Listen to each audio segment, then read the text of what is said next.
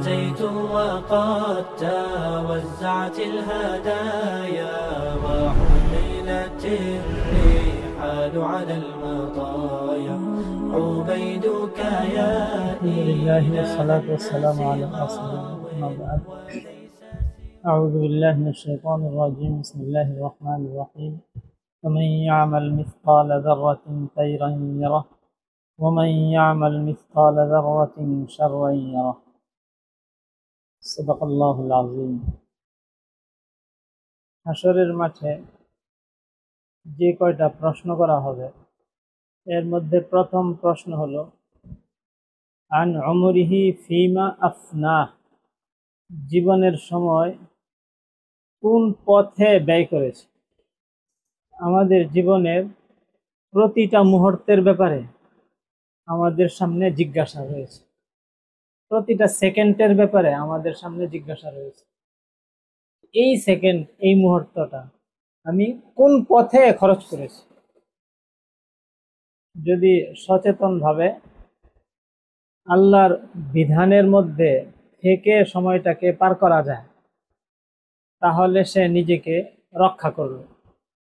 আর যদি কেউ অসচেতন থেকেছে অথবা আল্লাহর বিধানের বাইরে নিজের জীবনটাকে সে ব্যবহার করেছে তাহলে যেন সে নিজেকেই নিজে চিরদিনের জন্য মেরে ফেলল। আল্লাহ তাআলা এই দুনিয়াতে আমাদেরকে যে কতটুকু সময় দিয়েছেন যে আমরা এই পরিমাণ সময় দুনিয়ার মধ্যে থাকবো, জীবন যাপন করব, এই পুরা সময়টাকে যদি একটা দেহ কল্পনা করা হয় তাহলে সময়ের অংশগুলো সেকেন্ড, মিনিট, ঘন্টা, দিন, মাস, বৎসর, এইগুলো হবে আমাদের দেহের বিভিন্ন অঙ্গ প্রত্যঙ্গ। বৎসরগুলো বড় বড় অঙ্গ, মাসগুলো এর চেয়ে ছোট অঙ্গ, সপ্তাহ, দিনগুলো, ঘন্টাগুলো এর চেয়ে ছোট ছোট অঙ্গ।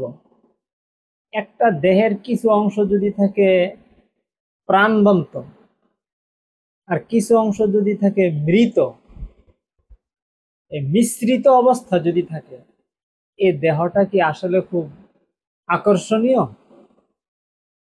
আজ ফজরের নামাজের মধ্যে আমাদের যে তিলাওয়াত হয়েছিল এখানে একটা আয়াত ছিল, এটা আউযু বিল্লাহি মিনাশ শাইতানির রাজিম। ইকরা কিতাবাক কাফা বিনাফসিকাল ইয়াওমা আলাইকা হাসিবা। তোমার আমলনামা তুমি পড়ো, হিসাবের জন্য তুমি নিজেই যথেষ্ট। এর ফলাফল কি হবে এই সিদ্ধান্তের জন্য তুমি নিজেই যথেষ্ট। আমাদের আমলগুলো রেকর্ড হচ্ছে, 4 ভাবে রেকর্ড হচ্ছে।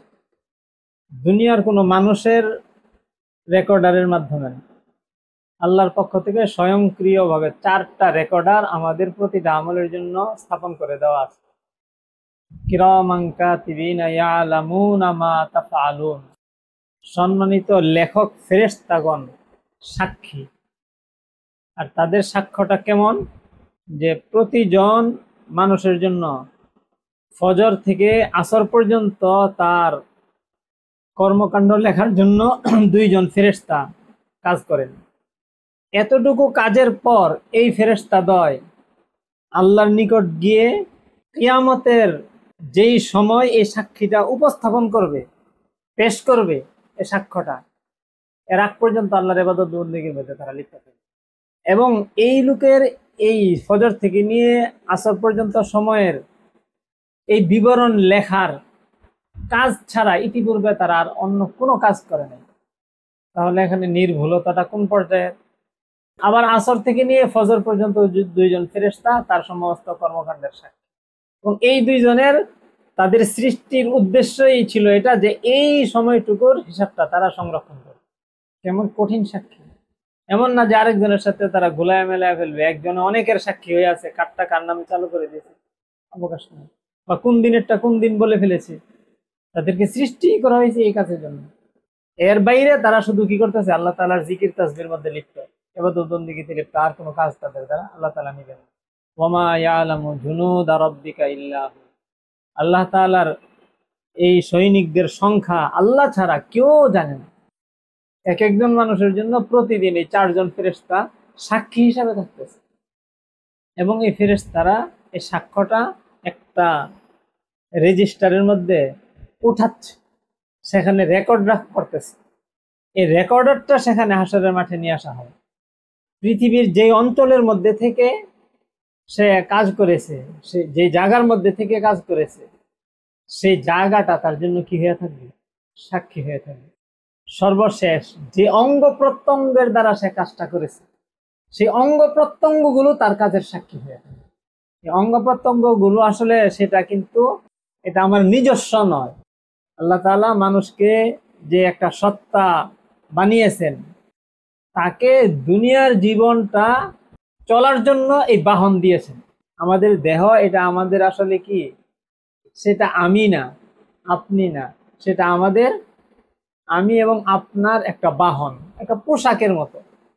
দুনিয়ার মধ্যে যেমন আমরা কিছুদিন এক পোশাক পরি, আবার পোশাক পরিবর্তন করি, আমাদের দীর্ঘকাল এই মহাকালের জীবনের মধ্যে এই পৃথিবীর সময়ের জন্য আমাদের জন্য এই পোশাক, এই হাত পা চোখ কান নাক, এটাকে আল্লাহ তাআলা এক ধরনের সৌন্দর্য দিয়েছেন, সারা পৃথিবীর চেয়ে সুন্দর বানিয়েছেন এটাকে আল্লাহ, মানুষের এই অবয়বটাকে। এটা আসলে আমাদের না, এটা আল্লাহ তাআলার সৈনিক।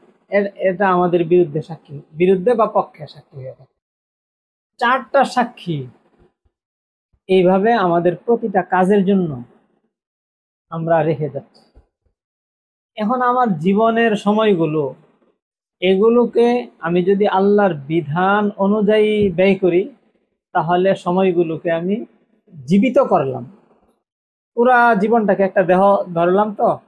আর এই যে সময়টাকে আমি কি করলাম, আল্লাহর বিধানের উপর পরিচালনা করলাম, সেই অংশটুকু, সেই অঙ্গটুকু আমি কি করলাম, এটাকে জীবিত রাখলাম, প্রাণবন্ত রাখলাম।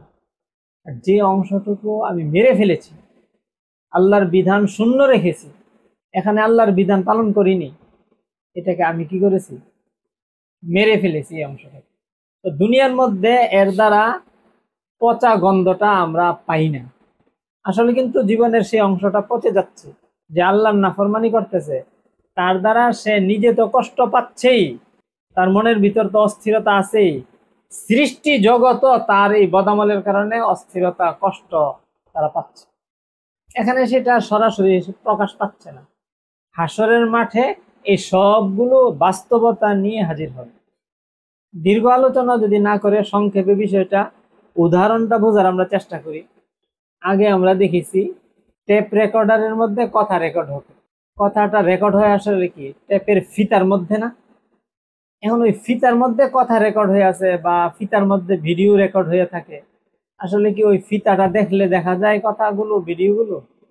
না, সেটাকে একটা মেশিনের ভিতরে প্রবেশ করিয়ে সেটাকে চালু করলে তারপরে কথা শব্দ উচ্চারিত হয় আর ভিডিও দেখা যায়, এমন না? আমাদের জীবনের মানে এই যে সাক্ষ্যগুলো এইভাবে ফিতার মতো এগুলো রেকর্ড হয়ে থাকতেছে।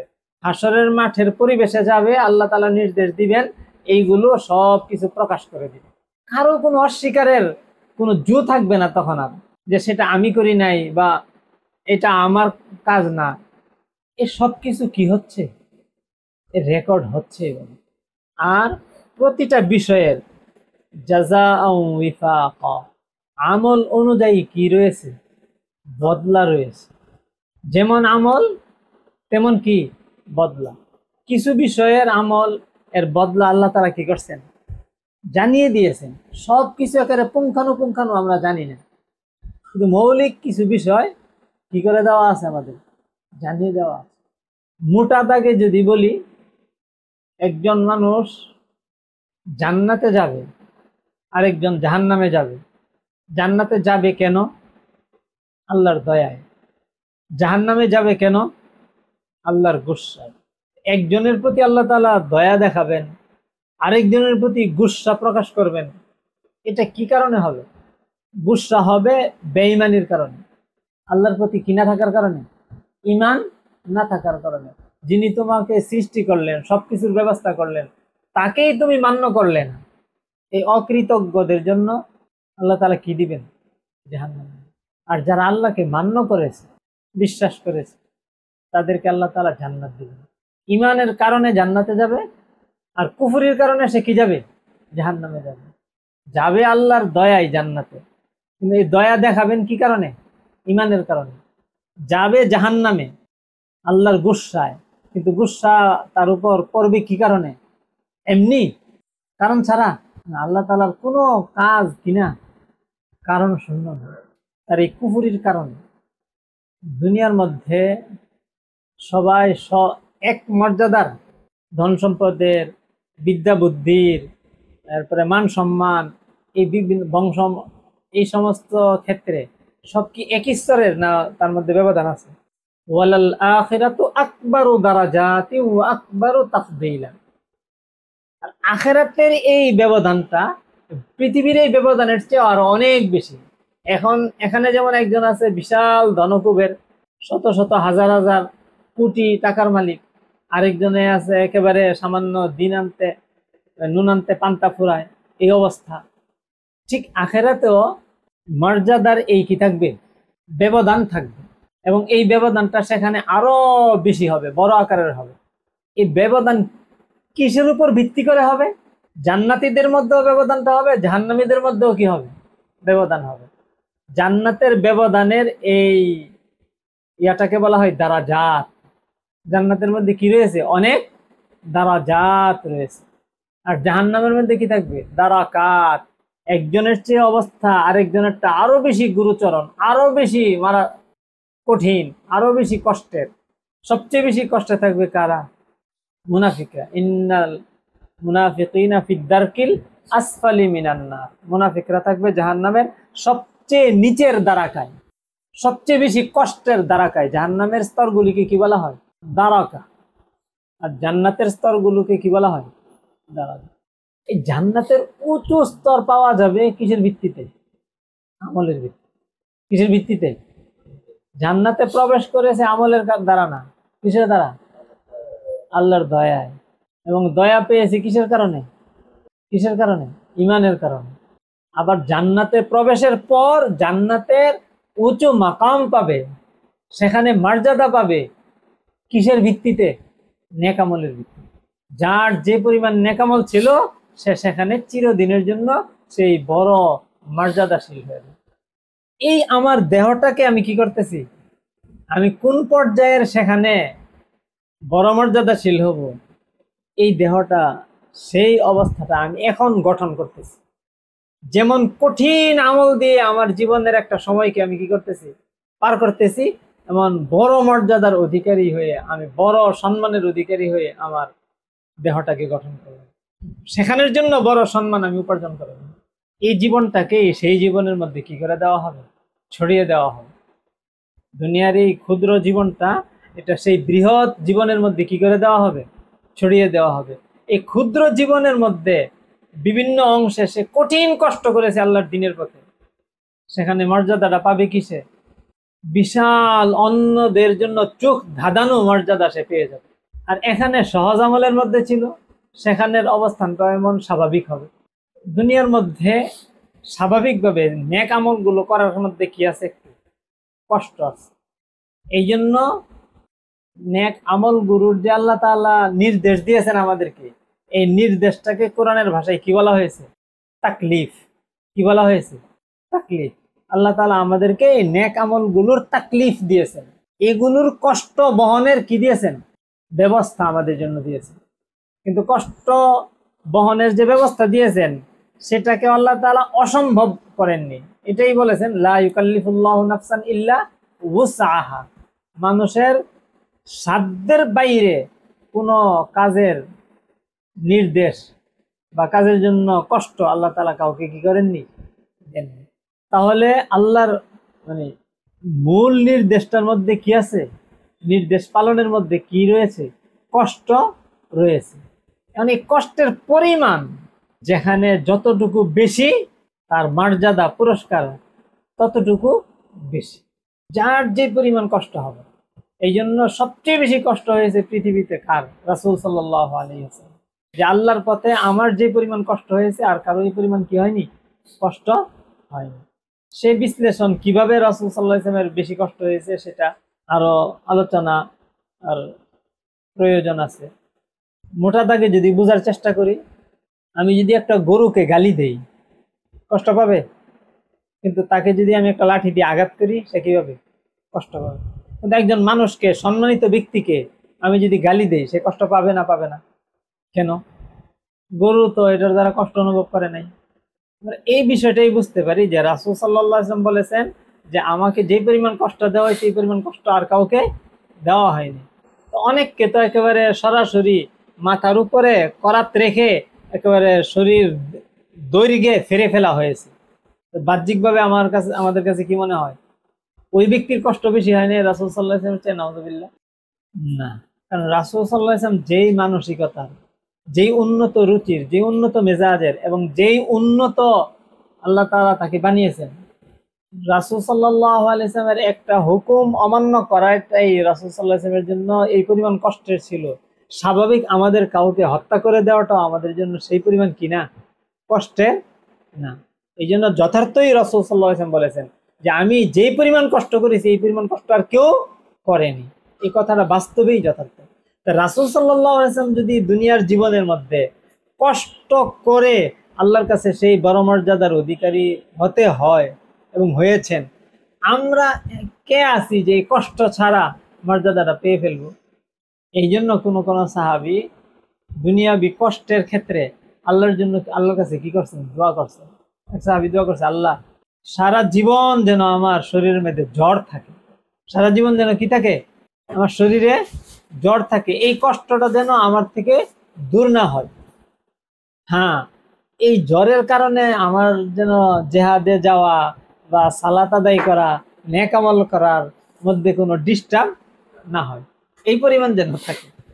তাহলে আমি কষ্টের ফজিলত পেয়ে গেলাম, আর আমি এই সমস্যার কারণে অন্য কোনো ফজিলত থেকে বঞ্চিত থাকলাম।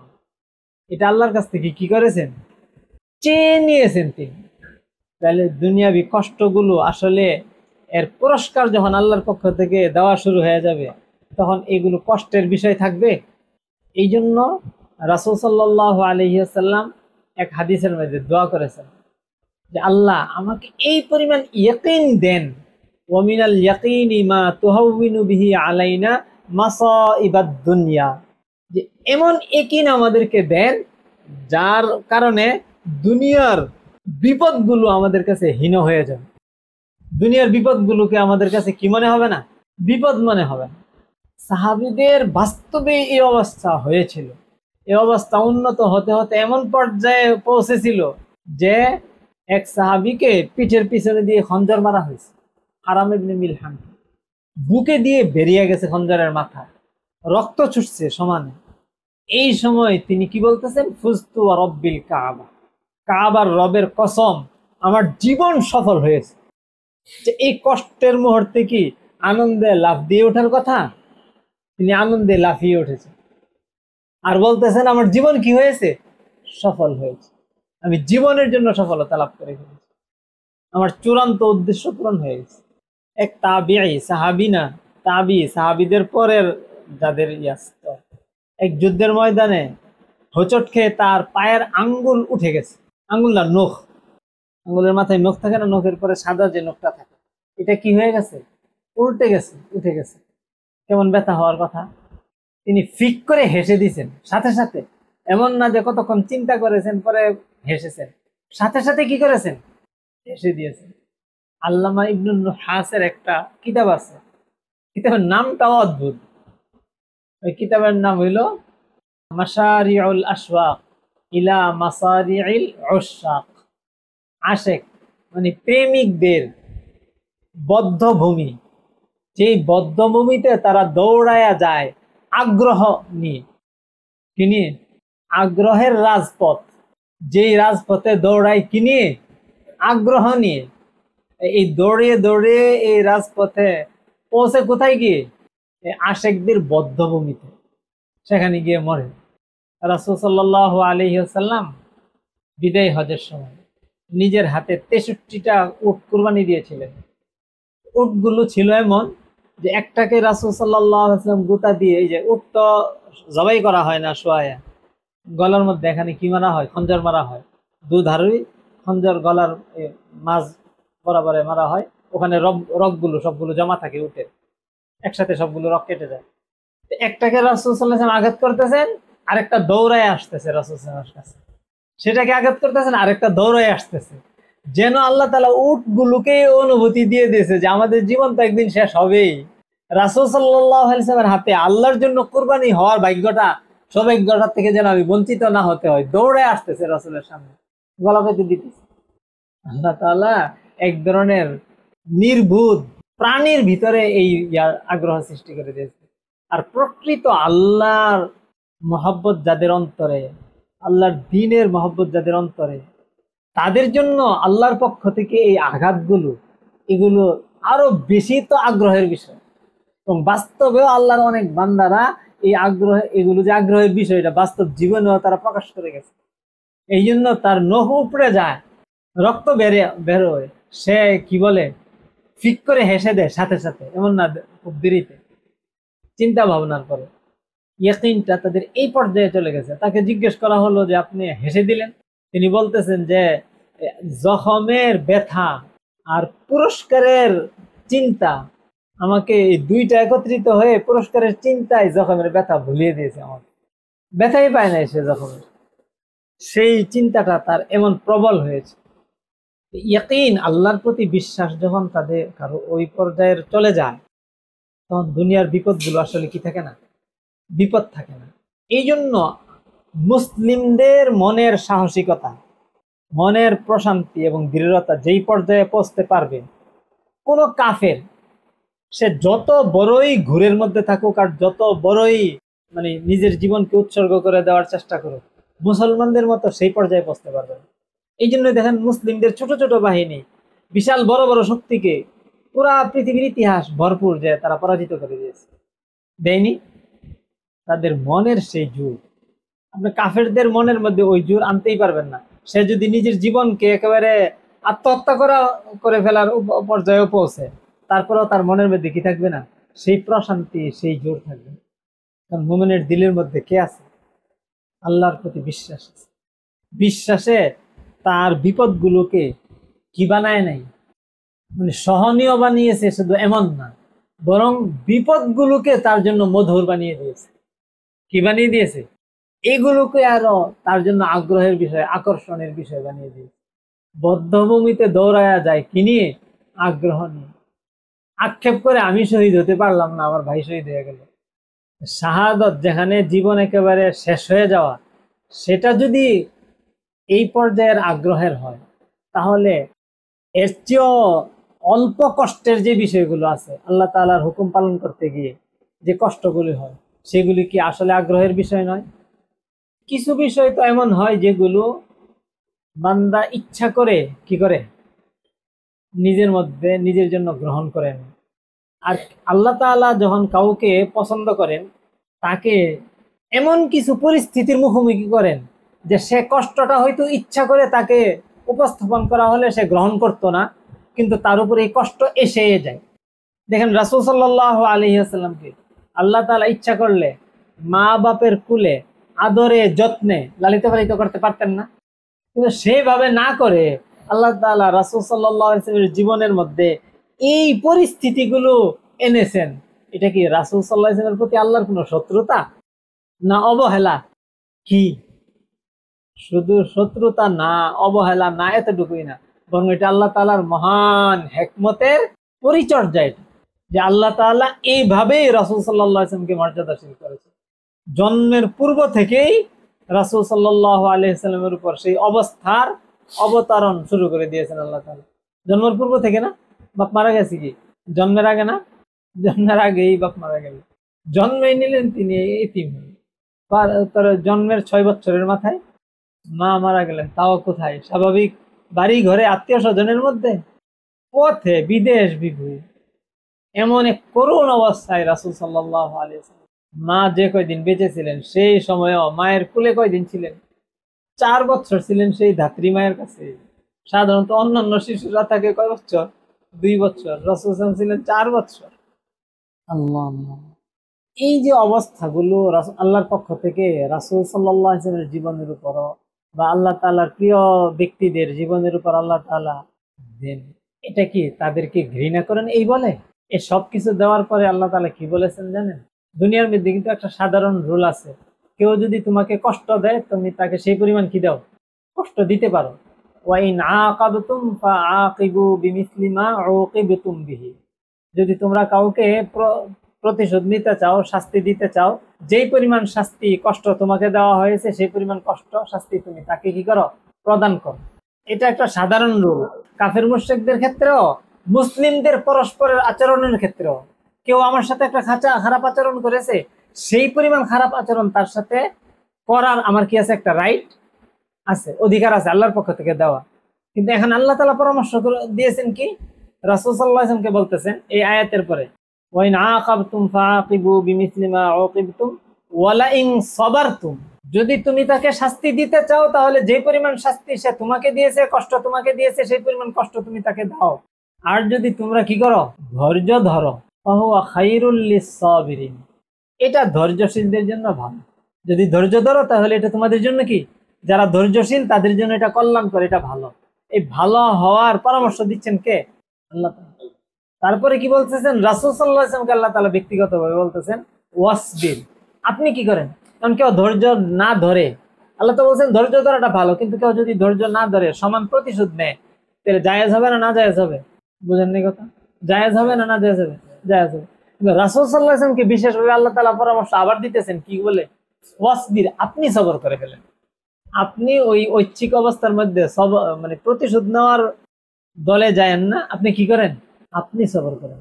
ওমা সবরুকা ইল্লা বিল্লাহ, আপনার ধৈর্যটা হবে কার জন্য, আল্লাহর জন্য। তো আমি ধৈর্য ধারণ করলে যে তারা আরো বেশি বার বেড়ে যায়, ওয়ালা তাহজান আলাইহিম, এই জন্য আপনি দুঃখ করেন না, ওয়ালা তাকুফি দাইকিম মিম্মা ইয়ামকুরুন, তারা যে বার বেড়ে যাচ্ছে, তারা যে আরো বেশি ষড়যন্ত্র করতেছে, এই কারণে আপনার মনের মধ্যে যেন কোনো কুণ্ঠাও না থাকে, এই কারণে সংকুচিত হয়েন না, আপনি এটা চিন্তা করেন না। আপনি লা তাকুম ফি দাইকিন মানে এই কারণে আপনি চিন্তিত হয়েন না। কেন, ইন্নাল্লাহা মাআল্লাযীনা তাকাউ ওয়াল্লাযীনা হুম মুহসিনুন, যারা আল্লাহকে ভয় পায় আল্লাহ তাদের সাথে আছেন। আর যারা নেককার, শুধু ভয় পেয়ে গেল আল্লাহরে ভয় করি মুখে জমা খরচ, এটা না, বাস্তবে আল্লাহর ভয়ে যারা নেক আমলের মধ্যে জড়িয়ে আছে এদের সাথে কে আছেন, আল্লাহ আছেন। এখন একদিক দিয়ে আমি দুনিয়ার মানুষের অসহযোগিতা পাচ্ছি, দুনিয়ার বিভিন্ন বস্তুর অসহযোগিতা পাচ্ছি, কিন্তু যে পরিমাণ এদের অসহযোগিতা পাচ্ছি, তাদের থেকে বিচ্ছিন্নতা হচ্ছে, সেই পরিমাণ সঙ্গ পাচ্ছি, নৈকট্য এবং ঘনিষ্ঠতা পাচ্ছি কার, আল্লাহ। ইন্নাল্লাহা মাআস সাবিরিন, আল্লাহ কাদের সাথে রয়েছেন, ধৈর্যশীলদের সাথে রয়েছেন। একদিক দিয়ে আমি হারাচ্ছি এমন জিনিস যেগুলো পচা, যেগুলো কি পচা, আর লাভ করতেছি কোন বিষয়, চিরস্থায়ী, আল্লাহ তাআলা নাউজুবিল্লাহ, পচা চিরস্থায়ী রবের সান্নিধ্য। আমি হারাচ্ছি এই পচা নষ্ট হওয়া জিনিসটা, আর আমি লাভ করতেছি কি, স্থায়ী বস্তু, আল্লাহর সান্নিধ্য, আল্লাহর নৈকট্য, সেটা রেকর্ড হচ্ছে আমার এখানে। তাহলে আমার এখানে আক্ষেপের কি থাকতে পারে, কষ্টের কিছু আছে এখানে, বাস্তবেই নেই। এই জন্য আল্লাহর দ্বীনের পথে যেই পরিমাণ কষ্ট আসে, এর দ্বারা আসলে আমাদের জীবনটা কি হচ্ছে, শক্তিশালী জীবন হচ্ছে। একটা তো হইলো একটা মানুষ তার শরীরের একটা অংশ মরা, যেই অংশের মধ্যে কেউ কোনো গুনাহ করলো, ফামান ইয়ামাল মিসকালা যাররাতিন শাররান ইয়ারা, যাররা পরিমাণ খারাপিও যদি কেউ করে, এটাও সে সেদিন কি করবে, দেখতে পাবে। এটা তার শরীরের মধ্যে কি হয়ে যাচ্ছে, সেট হয়ে যাচ্ছে, এটা তার শরীরের মধ্যে স্থাপন হয়ে যাচ্ছে। তার দেহটা গঠিত হইতেছে পচা অংশ দিয়ে, কি দিয়ে, আর এই পচার দুর্গন্ধতা এবং এটার ক্ষতির দিকটা এটা প্রকাশ পাবে হাসরের মাঠে। প্রকৃত ভাবেই কিভাবে এটা সেখানে যখন রেকর্ড বাজা শুরু হয়ে যাবে প্রকাশ পাবে। যারা নাফরমানির মধ্যে তার জীবনের সময় ব্যয় করলো, তার জীবনটাকে, তার দেহটাকে তো সে পচিয়ে ফেললো। নেক আমলের মধ্যেও যারা জীবন পার করেছে, দেহের কারো অংশ হয়েছে একটু স্বাভাবিক সৌন্দর্য, আর কারো হয়েছে অনেক আকর্ষণীয় সৌন্দর্য, দুটোর মধ্যে ব্যবধান হবে না। একজনের নাক মোটামুটি উঁচা, কিন্তু আরেকজনেরটা এমন সুন্দর যে নাকের কারণে সবাই পাগল হয়ে যায়। একজনের চোখ মোটামুটি সুন্দর, কিন্তু এমন সুন্দর যে এই চোখের কারণে কি হয়ে যায়, কেউ এই চোখ দেখে পাগল হয়ে যায়, তার শরীরে অন্য কোনো কিছুর প্রতি তেমন আর কারো আকর্ষণ যেমনই থাকুক, কিন্তু চোখের জন্য মানুষ কি হয়ে যায়, পাগল হয়ে যায়। এমন হয় না? হাদিসে রাসূল সাল্লাল্লাহু আলাইহি ওয়াসাল্লাম বলেছেন যে কেউ যদি জিহাদের কোনো চিহ্ন ছাড়া হাসরের মাঠে উঠে, তাহলে সে এমন ভাবে উঠবে যে তার শরীরের মধ্যে কোনো একটা খুঁত আছে। লাকিয়াল্লাহ ওয়া বিহি সুলমা, আল্লাহর সাথে তার সাক্ষাৎ হবে, শরীরের মধ্যে কি আছে, একটু খুঁত আছে। খুঁত বলতে কারো দাঁত সামনের দুইটা বেরিয়ে আছে, অথবা কারো চোখটা একটু টেরা, অথবা ঠোঁটটা একটু কাটা, এগুলো কি। কিন্তু কেউ যদি জিহাদের কোনো চিহ্ন নিয়ে ওঠে, এই চিহ্নগুলো তার জন্য বিশেষ আকর্ষণের বস্তু হবে। কিসের বস্তু হবে? দুনিয়ার মধ্যে তার ঠোঁট কেটে গিয়েছিল আল্লাহর পথে, এখন সে কি নিয়ে উঠবে? হাসরের মাঠে ঠোঁট কাটা উঠবে না, এই ঠোঁটটা তার অনন্য সৌন্দর্যতাকে প্রকাশ করবে। এই ঠোঁট তার অনন্য সৌন্দর্য হবে, এটা অন্য সবকিছুকে ছাপিয়ে যাবে। যেই পরিমাণ আল্লাহর পথের আঘাত কারো শরীরের মধ্যে থাকবে, সেই পরিমাণ শরীরটাকে সে সুন্দর বানিয়ে হাসরের মাঠে উঠবে। আর জান্নাতের মধ্যে প্রত্যেকের শরীর, দেহ, স্বাস্থ্য তার কি হিসাবে গড়ে উঠবে? তার নেক আমল হিসাবে।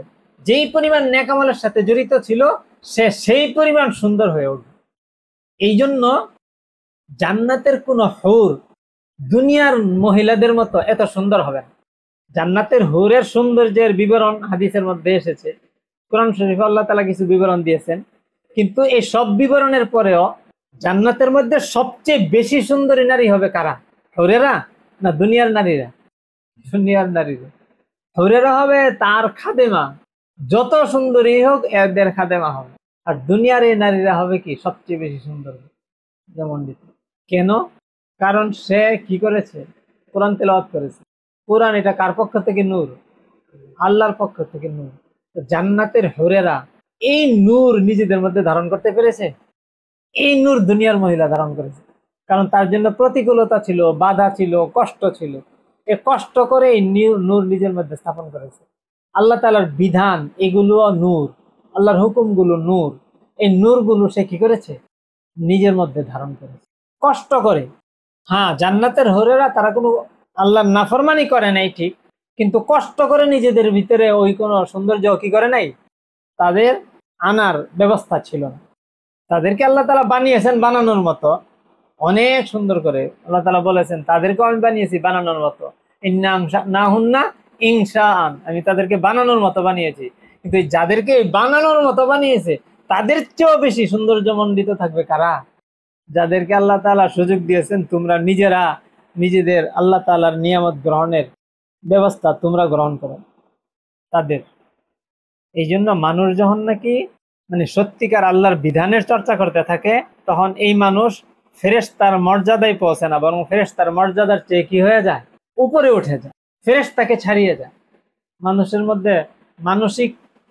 মধ্যে ফেরেশতার গুণ আছে আর পাশবিক গুণ আছে মানুষের মধ্যে। মানুষ যখন পশুর স্বাভাবিক দুনিয়াবি মানুষের স্বভাবটাকে ছেড়ে দিয়ে ফেরেশতার স্বভাবকে চর্চা করে, তখন এই ফেরেশতার চেয়ে কি হয়ে যায়? তার মর্যাদা বেড়ে যায়।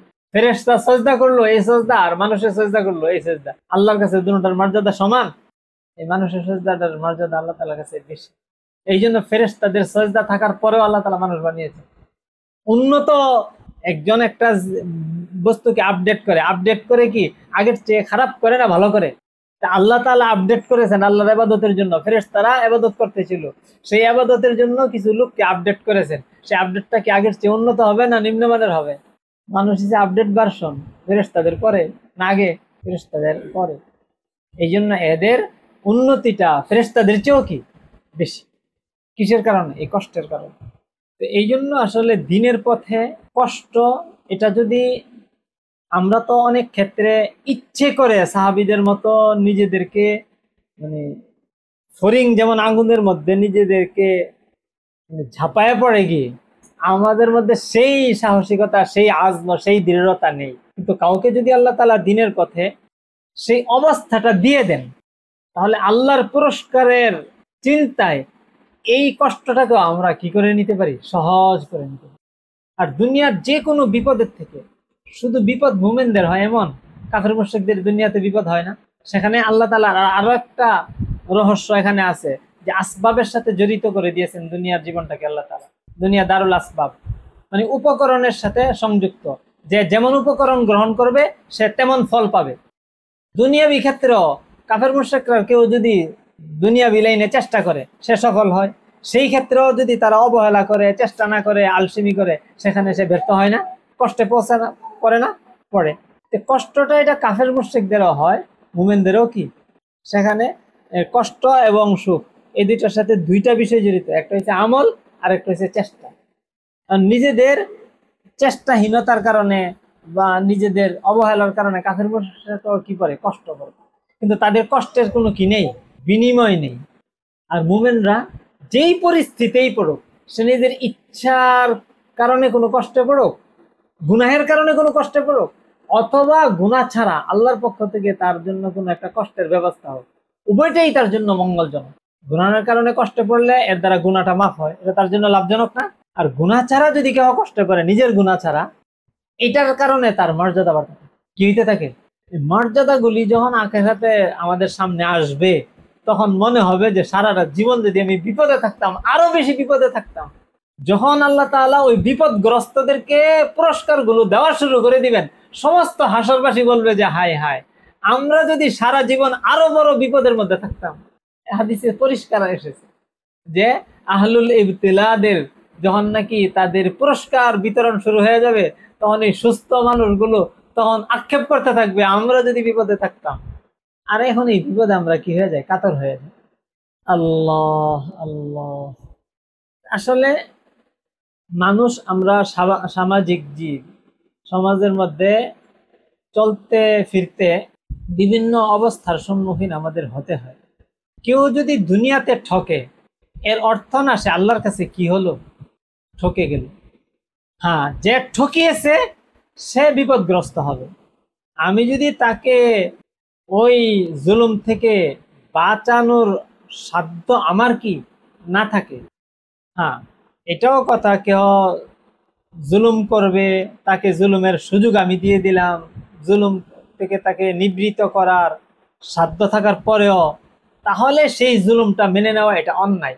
কথাটা বুঝতে পারছেন না? কিন্তু যেখানে আমার এটাকে নিবারণের সাধ্য নেই, সেখানে আমি যদি দুনিয়াবি ঝগড়া ঝাঁটি ঝামেলা থেকে পরিবেশটাকে সুন্দর রাখার জন্য জুলুমটাকে মেনে নেই, এটা ভিন্ন মেনে নেওয়া, এটা কিন্তু জালেমকে সহযোগিতা করা না। এই মেনে নেওয়াটাকে শরীয়তে উৎসাহিত করা হয়েছে। বলা হয়েছে লা তাস্তাবিল হাসানাতু ওয়ালাস সাইয়্যিআহ, মন্দ এবং নেক দুইটা কিনা সমান না। কেউ তোমার সাথে মন্দ আচরণ করেছে, ইদফা বিল্লাতি হিয়া আহসান, তাহলে তুমি সেটাকে প্রতিহত করো তার মতো মন্দ আচরণ দিয়ে না ভালো আচরণ দিয়ে। কথা, আমি তো ঠকলাম, আমি তো ঠকে গেলাম। আল্লাহ তাআলা নিজে বলতেছেন ইদফা বিল্লাতি হিয়া আহসান, তুমি ভালোটা দিয়ে প্রতিহত করো, তুমি তার প্রতি উত্তরে ভালোটা করো। ফাইযাল্লাযী বাইনাকা ওয়া বাইনাহু আদাওয়াতুন কান্নাহু ওয়ালিয়্যুন হামীম, যার মধ্যে আর তোমার মধ্যে শত্রুতা আছে সে প্রগাঢ় বন্ধু হয়ে যাবে। এটাই ব্যবস্থা তাকে আপন করার। ওয়ালিয়্যুন হামীম ওয়ামা ইউলাক্কাহা, তো এইভাবে আমি কত ধৈর্য ধরবো, কত দিন এভাবে অপেক্ষা করব। আল্লাহ তাআলা বলতেছেন যে এই যে মন্দের বিপরীতে সৎকর্ম নিয়ে আসা, এই তৌফিক বড় বিশাল ভাগ্যওয়ালা, যে সে ছাড়া আর কেউ পায় না। স্বাভাবিক মানুষে এই ভাগ্য পাবে না। ওমা ইউলাক্কাহা ইল্লা যু হাযযিন আযীম। এখানে আরবির ব্যাকরণ যদি আমাদের ধারণা থাকতো, তাহলে বুঝতে পারতাম যে আল্লাহ তাআলা এটাকে কত বড় সৌভাগ্য বলেছে। সৌভাগ্যবানের আরবির স্বাভাবিক অর্থ হইল সাঈদুন। সাঈদ মানে কি? সৌভাগ্যশীল। এখানে আল্লাহ তাআলা সাঈদ শব্দ ব্যবহার করেন, কি বলেছেন? সৌভাগ্যের শব্দটা হাজ্জুন বলেছেন। হাজ্জুনটাকে ভিন্ন একটা কিছু দিয়ে বেঁধে এনেছেন এখানে। যু হাজ্জিন, বিশাল বড় ভাগ্যের অধিকারী। আবার হাজ্জিনের মধ্যে আল্লাহ তাআলা কি বলেছেন? আজিম, বিশাল বড় ভাগ্যের অধিকারী। এমন এক জাহাজ তার ঘাটে নোঙ্গর করে দিয়েছেন যে জাহাজ এখানে এই ঘাটে ভিড়ার মতো না। এত বড় একটা ভাগ্য, এটা দিয়ে রশি দিয়ে শুধু তার ঘাটে বেঁধে দিয়েছেন আল্লাহ তাআলা।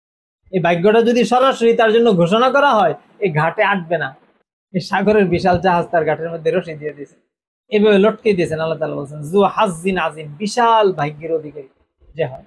ওমা ইউলাক্কাহা ইল্লাল্লাযীনা সাবারু ওমা ইউলাক্কাহা ইল্লা যু হাজ্জিন আজিম। তারপরে রাসূল সাল্লাল্লাহু আলাইহি ওয়াসাল্লামকে বলছেন যে আপনি নিজে এই সবরের পথটা ধরেন।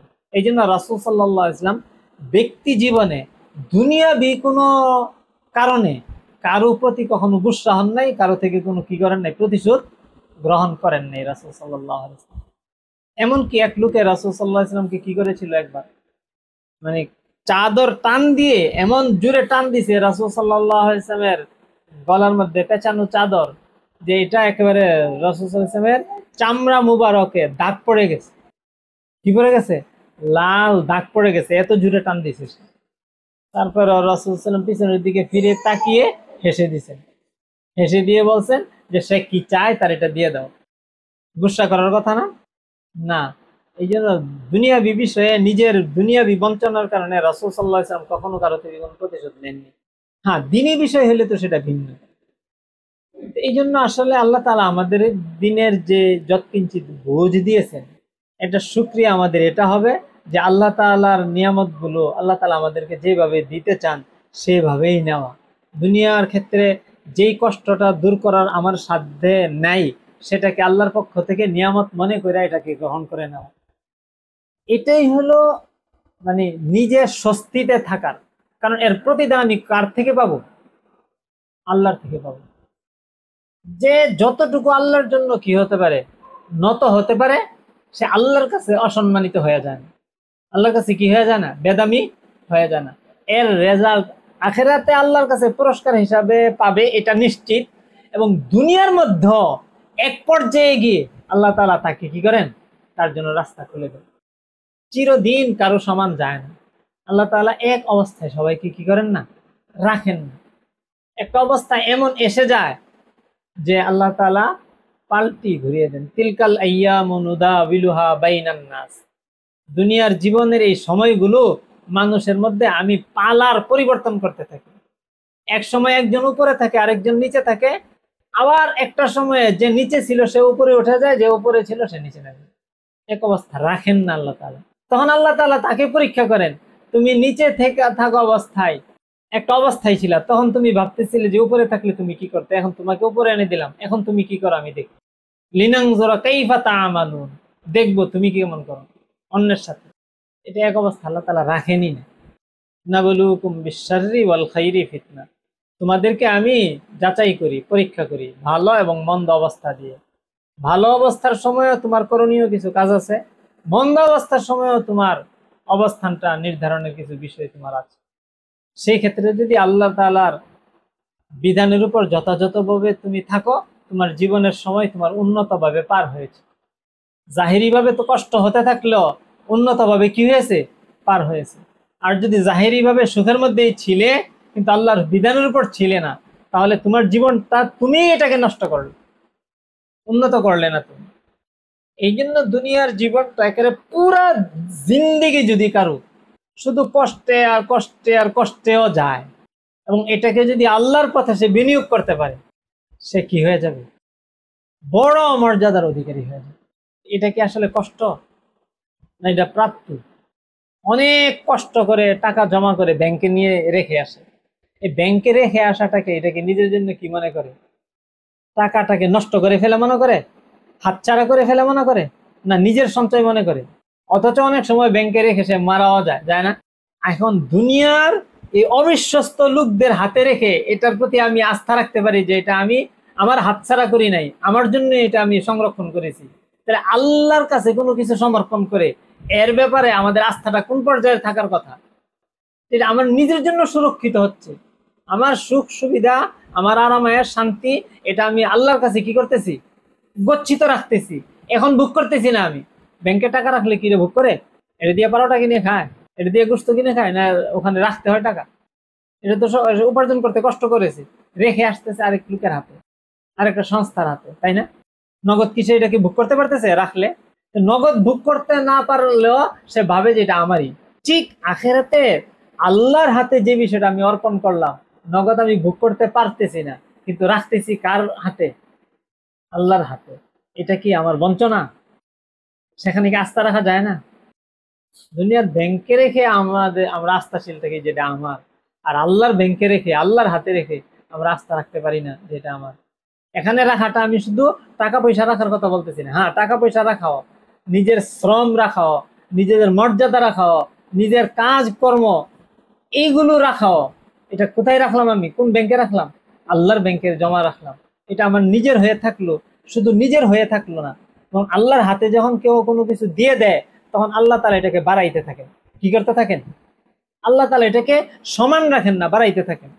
ওই যে ইয়ার মধ্যে, হাদিসের মধ্যে ঘটনা এসেছে, এক লোক কারো বাড়িতে শ্রম দিয়েছে, শ্রম দেওয়ার পরে সে পারিশ্রমিক না নিয়েই চলে গেছে। পরে ওই মালিক, সে ওই লোকের পারিশ্রমিক দিয়ে কিছু জন্তু জানোয়ার খরিদ করে, কিছু বকরি খরিদ করে এটাকে লালন পালন করতে রয়েছে। তো দীর্ঘদিন পরে ওই শ্রমিক এসে বলতেছে মালিককে যে আমার পারিশ্রমিকটা আপনি দিয়ে দেন। তো মালিক বলতেছে, যাও, ওই যে মাঠের মধ্যে এই শতে শতে বকরি চড়তেছে, এই সবগুলো তোমার নিয়ে যাও। কারণ সে তার ওই পারিশ্রমিকটাকেই বাড়াতে বাড়াতে বাড়াতে বাড়াতে এই পর্যায়ে পৌঁছাইছে।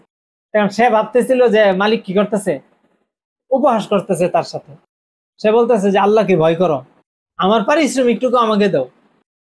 পরে বলতেছে, না আল্লাহর বান্দা, আমি তোমার সাথে উপহাস করতেছি না, বাস্তবেই তোমার ওই পারিশ্রমিকটাকে আমি কি করেছি, সেটা বিনিয়োগ করেছি বকরির খেয়াতে। এই বিনিয়োগ করে করে তুমি আসা পর্যন্ত এই বকরিটা এই পর্যায়ে পড়ছে, এগুলি তোমার সম্পত্তি, আমার না। একটা দুনিয়ার মালিক যদি একজনের সম্পদকে বাড়ায় এই পরিমাণ করে ফেলতে পারে, আর আল্লাহ নিজে বলেছেন যে আল্লাহর হাতে বান্দা যখন কোনো কিছু অর্পণ করে দেয়, তখন এটা বাড়াইতে থাকেন কে? আল্লাহ তাআলা নিজে। তখন তার জন্য এটা কি পরিমাণ বেড়ে থাকবে? ঠিকই আল্লাহর কাছ থেকে সেভাবে পাওয়া যাবে। আমরা যা আল্লাহর কাছে দিতে পারলাম না, সেটার জন্য আক্ষেপ হবে যে আমি এতটুকু নষ্ট করে আসলাম। আর যতটুকু দিয়ে দিতে পারলাম, ততটুকুর জন্য একটা মনের মধ্যে খুশি থাকবে যে হ্যাঁ, এতটুকু আমার। অনেক কিছু তো আমরা ইচ্ছা করে দেই, আর অনেক কিছু আল্লাহ তাআলা আমাদের থেকে কি করেন, পরিস্থিতি এমন বানিয়ে দেন যে আল্লাহ তাআলার কাছে এটা না দিয়ে আমার কি থাকে না, উপায় থাকে না।